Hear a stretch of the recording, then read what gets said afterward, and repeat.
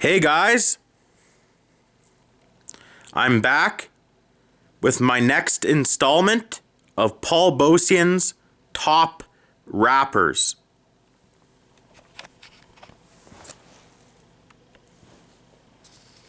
Number 25.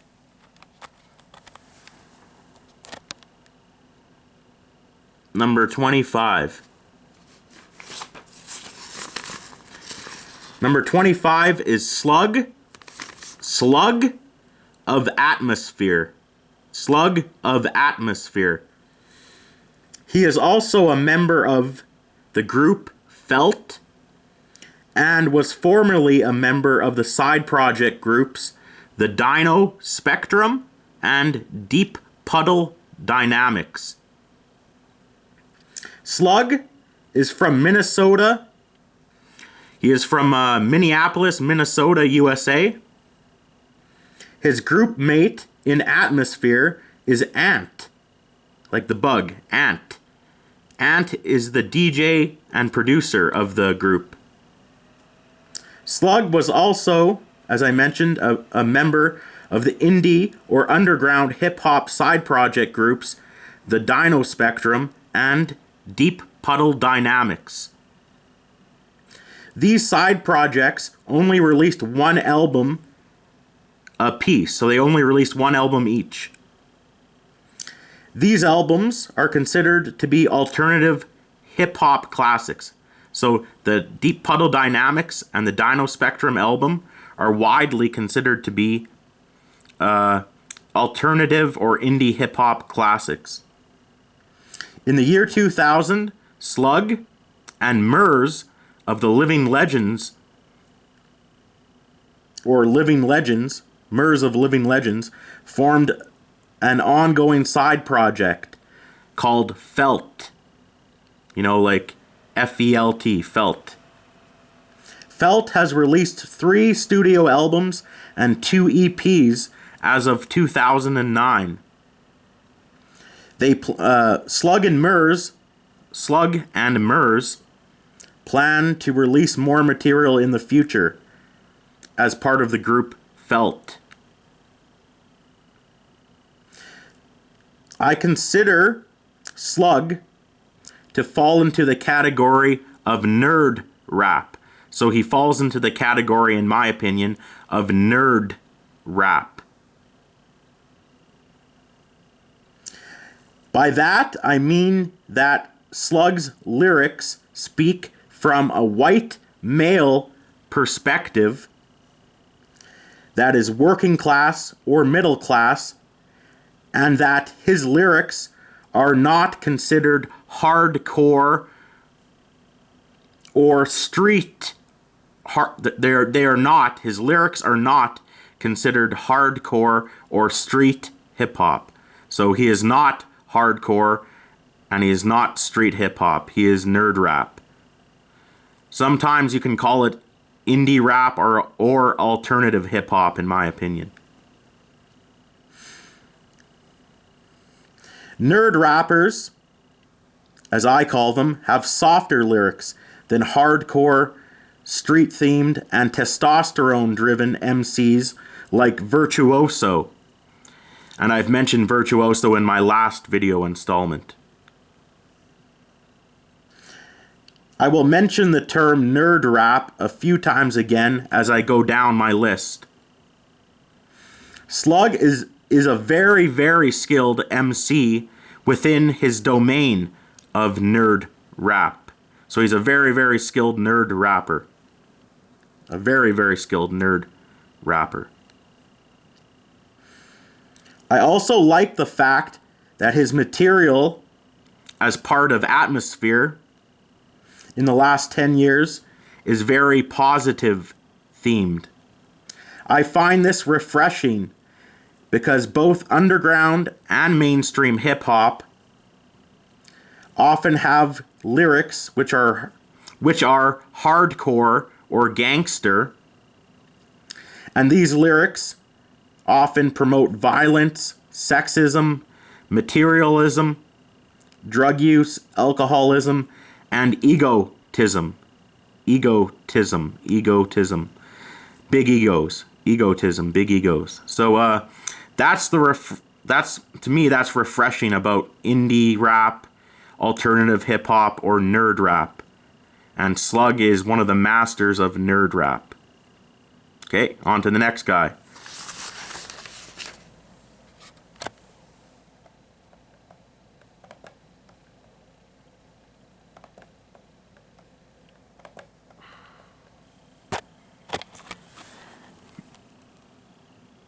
Number 24, Slug of Atmosphere, was number 25. Number 24,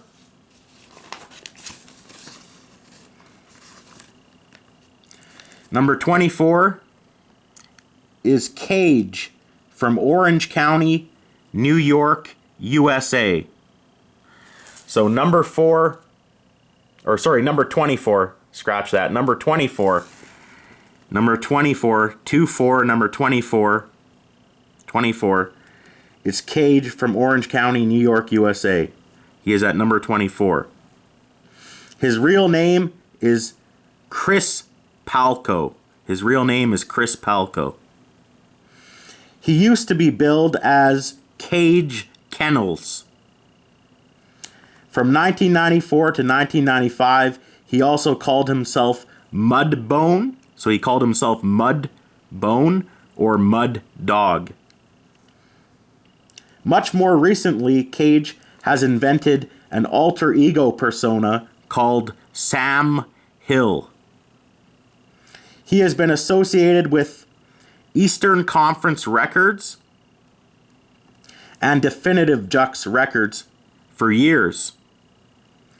To a lesser degree, he has been associated with Fondle M Records, Fondle M Records.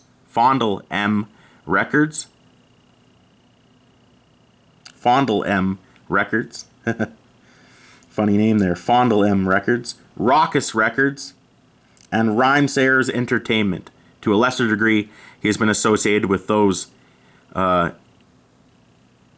underground or independent hip-hop labels, but mostly with Eastern Conference Records or Definitive Jux Records. He is a former member of the underground hip-hop groups the Smut Peddlers, the Nighthawks, the Leak Bros. So not like the vegetable, but like the leak that happens in a faucet. The Leak Bros. And the underground supergroup, the Weathermen. So at one point, Cage used to be a member of the Smut Peddlers, the Nighthawks, the Leak Bros, and the underground supergroup, the Weathermen.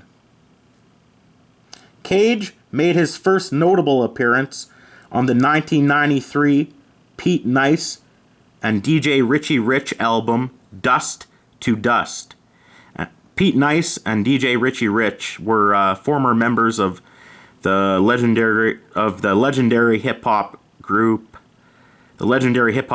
Third Base. So that was Cage's real first on wax feature in 1993. Was from Pete Nice, from the Pete Nice and DJ Richie Rich album, Dust to Dust from 1993. That's the earliest version I can find on wax of Cage from 1993. In the fall of 1996, Cage recorded the underground classic track Agent Orange. So his underground classic track was called Agent Orange. This track was produced by Necro, who I have previously mentioned on my list. It is evident that Eminem, Marshall Mathers, copied parts of Cage's style when Eminem released the Slim Shady EP, just over a year after Cage released Agent Orange.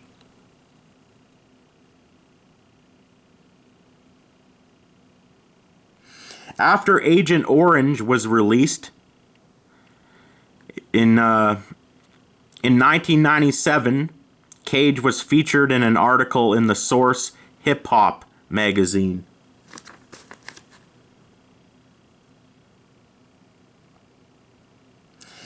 He had a beef with Eminem. It was in a more distant manner, but this beef was from about 1998 to 2002. Eminem dissed Cage on the track Get You Mad from the Sway and King Tech compilation album This or That. So Eminem dissed Cage notably on the track Get You Mad from the Sway and King Tech compilation album Get You Mad. Or sorry about that. Eminem dissed Cage on the track Get You Mad from the Sway and King Tech compilation album This or That. So the Sway and King Tech album was called This or That. This or That. This or That. Eminem said on the track Get You Mad from the Sway and King Tech album This or That. It was a compilation album of lots of famous hip-hop artists at the time. Anyways, Eminem said on that track, he dissed Cage on that track, and he said, I'm quoting Eminem here from Get You Mad.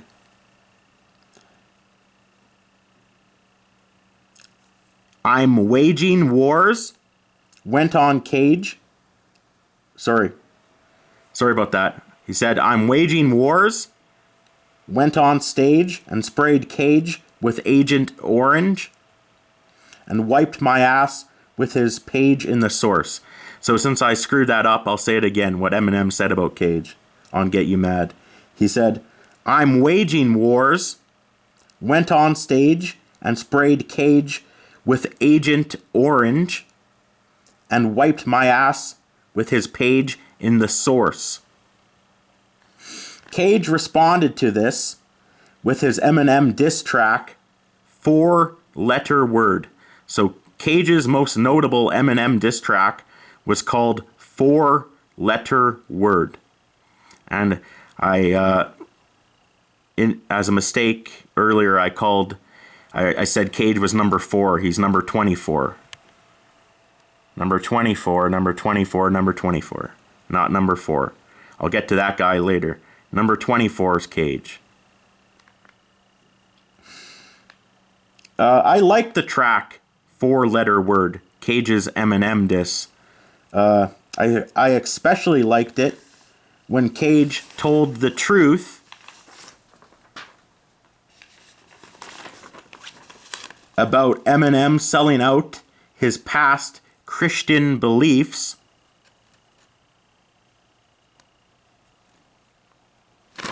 Sorry. So Cage said that on a 4-letter word, and it's pretty much the truth, that Eminem sold out his past Christian beliefs and adopted the devious Slim Shady persona, which was very similar to Cage's older persona. And Cage was basically saying that Eminem gave up his Christian kind of in part, Cage was trying to say that Eminem had kind of a Christian message. Not all the time, but Eminem mentioned his Christianity in his music, especially on the album Infinite. And Eminem has also mentioned it when he was part of the group Soul Intent. So Eminem mentioned his Christianity when he was making the album Infinite on the tracks on Infinite. And he also mentioned his Christianity when Eminem mentioned it when he was a member of the group Soul Intent. Basically, Cage said that you sold out you had more positive kind of themed Christian beliefs, and you sold out to copy me and invent kind of a copycat of my persona, which Eminem called Slim Shady. I personally feel that Cage is a better rapper than Eminem. Cage possesses greater lyrical, intellectual depth than Eminem. So I feel that Cage is a better rapper than Eminem, and he possesses better intellectual, lyrical depth than Eminem does. Cage has done a career 180 in the last decade. So he has changed. Cage has really changed his style in the last 10 years. He has a softer sound that has he has a softer sound. So Cage now, in the last 10 years, has a much softer sound, and he puts in his lyrics much less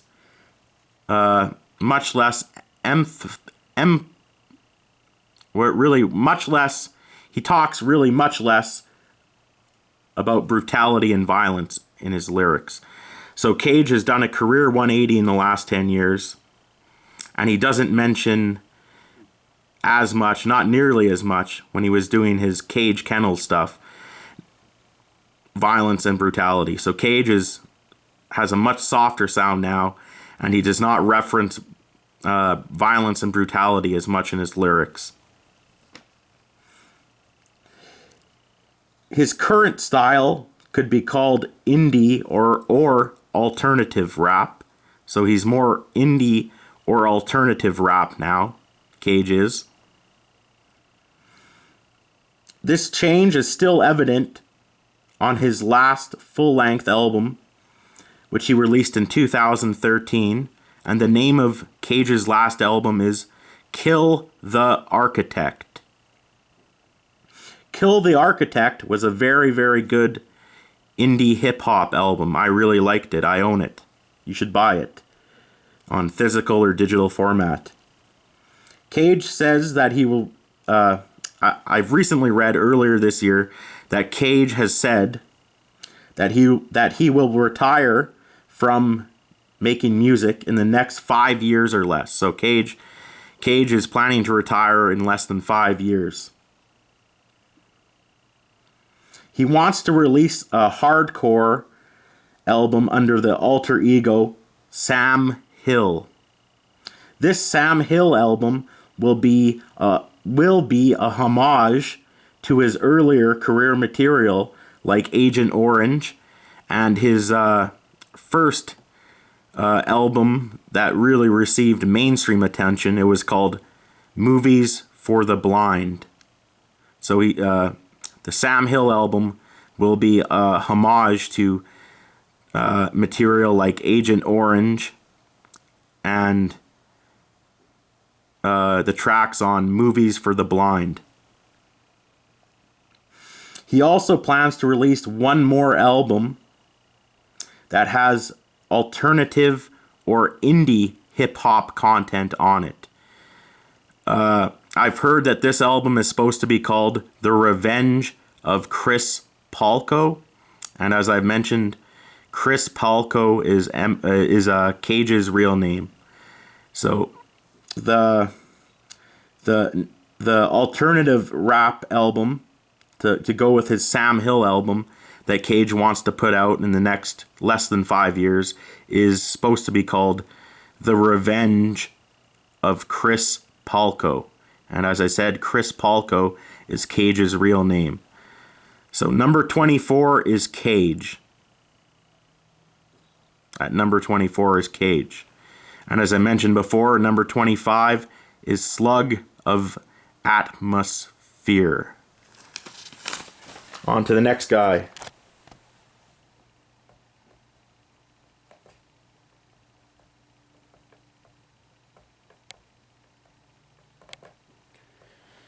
Number 23.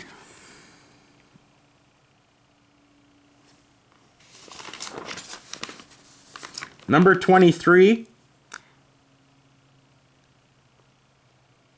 is Gore Elohim, formerly known as Goretex, and he was a former member of the great underground hip-hop group Non-Phixion. So he's a former member of Non-Phixion.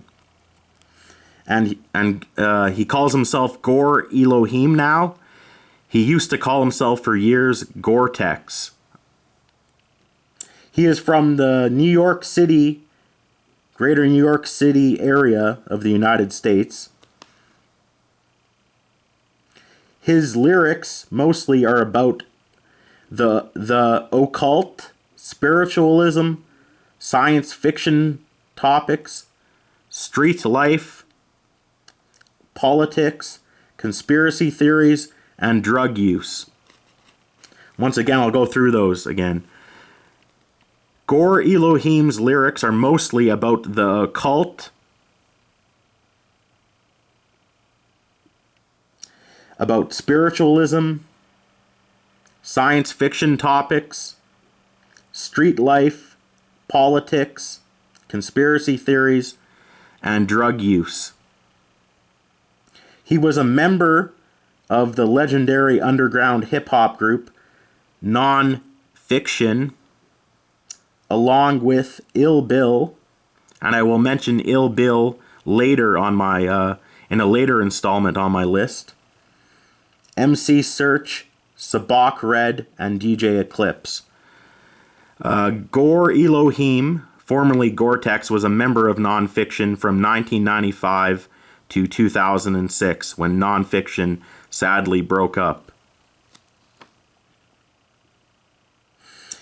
Gore Elohim had to change his name. He was called Goretex before, as I mentioned. He was threatened to be sued in 2010 by W.L. Gore and Associates, the company that makes the Goretex fabric. So that's why Gore Elohim had to change his name from what it was. So he had to change his name from Goretex to Gore Elohim. W.L. Gore and Associates, the company that makes that Goretex fabric, was going to sue him. So in order to not get sued, he changed his name to Gore Elohim.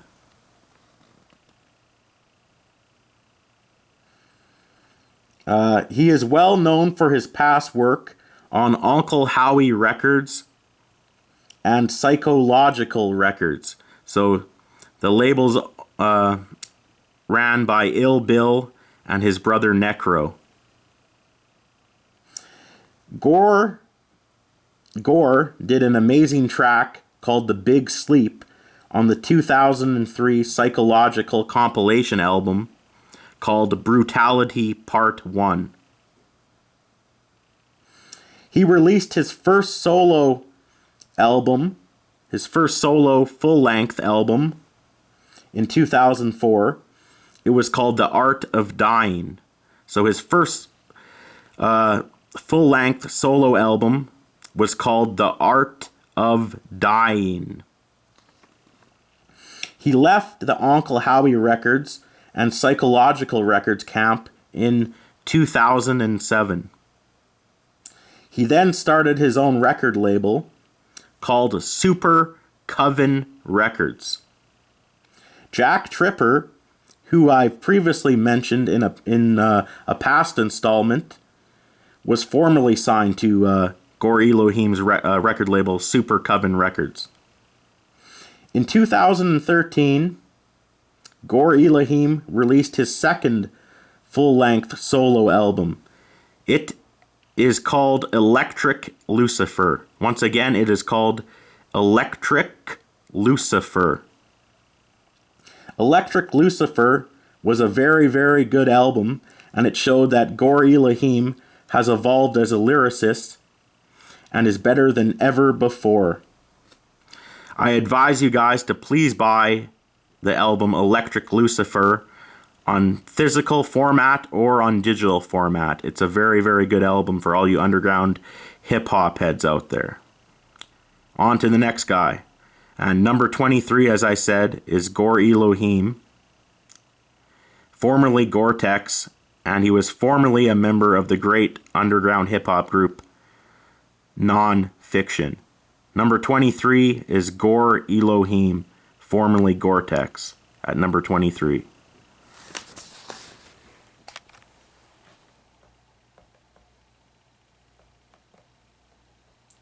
On to the next one. I'll do this quick.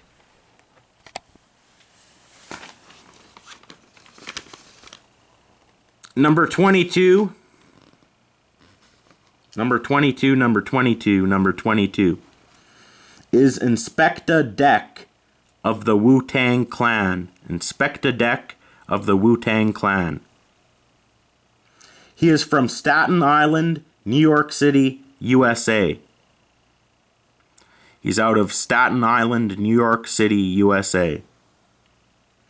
Inspectah Deck is also a member of numerous other hip-hop groups and side project hip-hop groups. I won't mention those here, though. There's a lot of them. I greatly respect Inspectah Deck's groundbreaking lyricism, going back all the way to the late 1980s. And I also respect his whole group catalog with the Wu-Tang Clan, and also Inspectah Deck's solo catalog. Now, personally, I am not the biggest fan of the Wu-Tang Clan or of Inspectah Deck. Nevertheless, he is an extremely versatile and legendary lyrical machine. And I have Inspectah Deck of the Wu-Tang Clan out of Staten Island, New York City, USA, ranked at number 22 on my list. Number 22 is Inspectah Deck of the Wu-Tang Clan. And on to the final rapper I will mention in this installment, guys. And this rapper is not very well, he's kind of well known, but maybe not to everybody. Number 21. Number 21 is this man right here, DZK of the Goonies. The Goonies, last I've heard, consists of DZK, Warbucks, and Oddjob. So DZK is a solo artist. He also is a member of a hip-hop group called the Goonies, which includes him, Warbucks, and Oddjob. DZK is from the greater Washington, D.C. metro area. He lives within that area in the state of Virginia, USA. He started doing online rap battles as early as 1997. From what I know, DZK has never been defeated in an online rap battle. He has also made many legendary diss tracks towards people he has beefed or argued with on the internet. He hasn't done an online rap battle, to the best of my knowledge, since 2009. DZK, on his very small record label, War Lab Productions, helped produce a very, very amazing album by Cannabis. This album was released in 2010, and it was called Melatonin Magic. On this album, Melatonin Magic, there is an Eminem or Marshall Mathers diss. The track, that is the Eminem diss track, is called Airstrike Pop Killer. It is called, again, Airstrike Pop Killer. It is featuring DZK and D12. Eminem's, D12, the group Eminem has long been associated with and is a member of. D12, all his homies from Detroit, Michigan. So the track Airstrike Pop Killer was a track by Cannabis on Melatonin Magic. It featured DZK and Eminem's crew, D12. Cannabis and DZK tricked D12 into doing the feature. D12 didn't know that Cannabis and Eminem were going to make a diss track.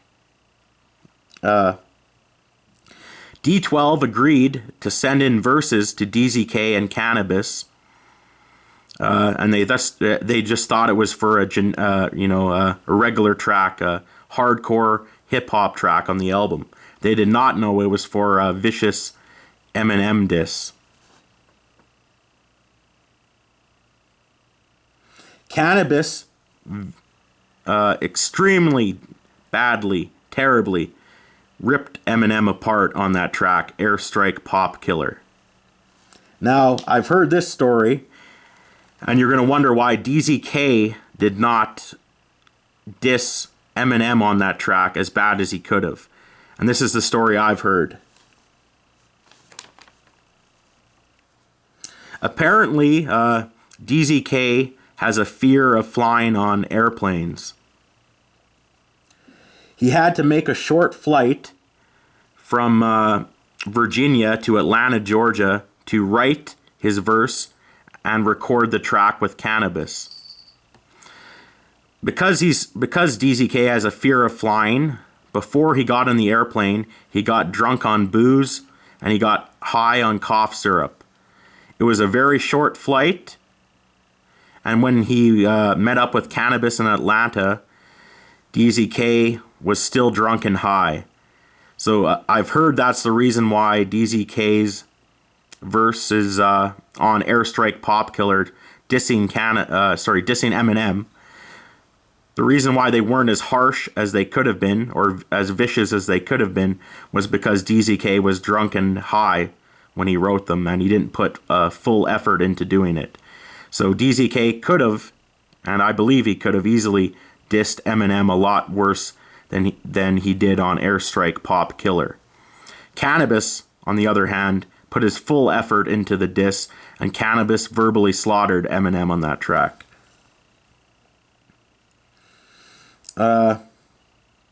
You can buy DZK's music online from DZK's website.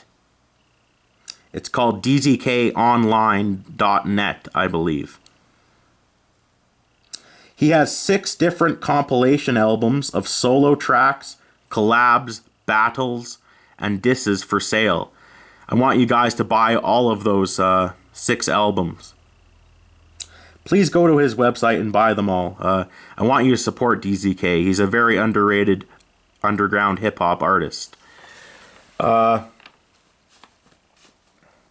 will now name my personal favorite DZK tracks. Torture, Torture 2, Self-Destruct, Take Control, Call Me Jackson, Hollywood Carver, High School Girls, Stormbringer, Doomsday, The Worm Helix, Sonata in B Sharp, Assassin, Chant of the Poison Toad, Circus Circuit, Galactus, So Unholy, Delta Zeta Kappa, and that's actually where DZK gets his name DZK from.